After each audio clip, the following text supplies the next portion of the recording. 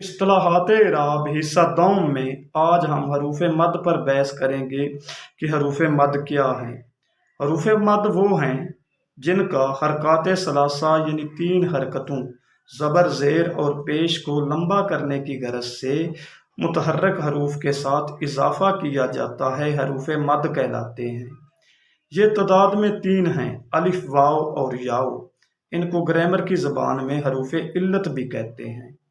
جب زبر کو لمبا کرنا مقصود ہو تو زبر والے حرف کے ساتھ الف کا اضافہ کیا جائے گا، جیسا کہ حمزہ زبر آ، اور اس کے ساتھ الف کا اضافہ کیا تو یہ بن گیا حمزہ زبر الف آ، اور زبر کی حرکت لمبی ہوگی۔